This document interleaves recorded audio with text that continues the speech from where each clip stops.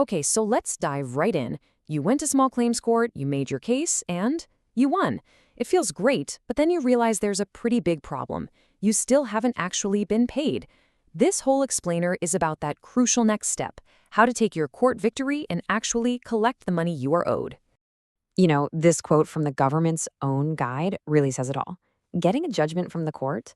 Well, it's an official order, but it is not a guarantee of payment. That piece of paper, as important as it is, doesn't just magically put money into your bank account. And that's the big question, isn't it? It can be so incredibly frustrating to do all that work, win your case, and then find out that collecting the debt is a whole new battle. So let's break down exactly how you can turn that court order into actual cash. So here's the game plan. We're going to walk through this step by step. First, we'll talk about why winning is really just the start. Then we'll look at how you can become a bit of a financial detective with something called an examination hearing. After that, we'll explore how to intercept income through garnishment and even seize property with a writ.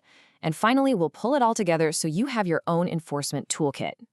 Right, so the first thing you absolutely have to understand is that the court doesn't act like a collection agency. It's up to you, the person who won, to get the ball rolling on the enforcement process. You're in the driver's seat now. Let's just get our terms straight, because you're going to see these words a lot. You are the creditor. That's the one who is owed the money. The person or the company that has to pay you, they're the debtor. Simple as that. Okay, so your first move.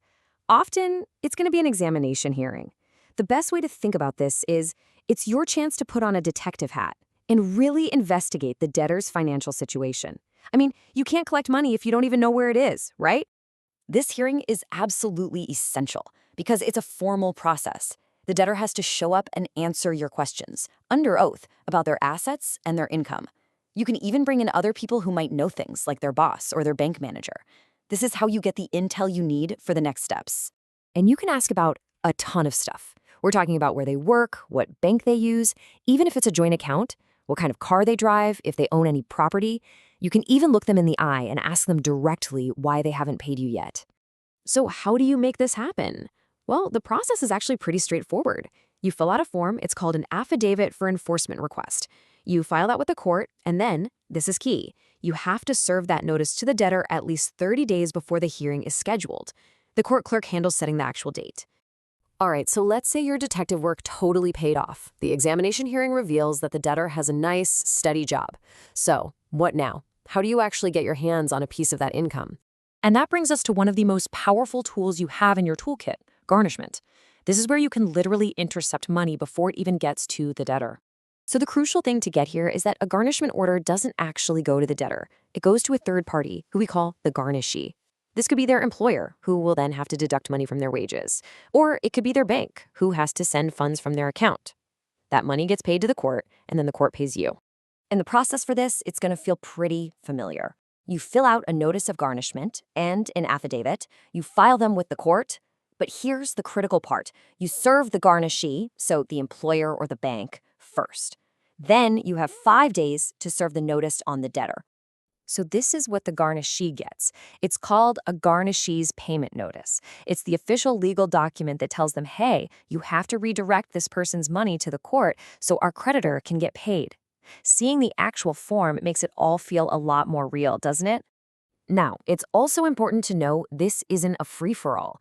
The system has checks and balances. A debtor can't be left with absolutely nothing. If the garnishment is causing them real financial hardship, they can go to a judge and ask to have the exempt portion of their wages increased, which means less money would come to you. But what if the person doesn't have a steady job, but you found out in your examination that they own some valuable stuff? This is where we move to our next tool, using a writ to seize and sell their property. A writ of seizure and sale is basically a court order that gives an enforcement officer, you probably know them as a sheriff, the legal authority to go in, physically take the debtor's property, sell it at an auction, and then use that money to pay you. And there are two main flavors of these writs. One is for personal property. We're talking things like cars, boats, expensive equipment. The other is for land, meaning real estate. Now, a writ against land doesn't mean their house gets sold tomorrow. What it does is encumber the property. It puts a legal claim on it that makes it really, really hard for the debtor to sell or remortgage until your debt is paid off. And here's a super important detail for managing your expectations. When it comes to land, that writ has to be on file for at least 6 months before the sheriff can even start the process of selling the property. It's a very powerful tool for sure, but it is not an instant fix. And you can't sleep on this. You have 6 years from the date the judge issued the order to get a writ. If you wait longer than that, you have to go back to court and ask for special permission. And trust me, that's an extra hurdle you just don't want to deal with. Time is definitely of the essence. So, wow, we've covered a lot of ground here, right? We've got the examination hearing, we've got garnishment, and the writ of seizure and sale. Let's pull all of these options together and look at your personal enforcement toolkit. This little chart breaks it down perfectly. Think of the examination hearing as your reconnaissance mission. You use it when you're in the dark about their finances. Garnishment, that's your direct strike, perfect for when you know there's a steady paycheck or money in a bank account. And the writ of seizure and sale, well, that's your heavy hitter. You bring that out when the debtor has valuable property you can go after. At the end of the day, enforcing a judgment means you have to be proactive. But the good news is, now you know the tools you have at your disposal. The key is to get your information, pick the right strategy for your situation, and just follow the steps. So the real question for you is, which one of these tools is going to be the one that finally turns that piece of paper into payment?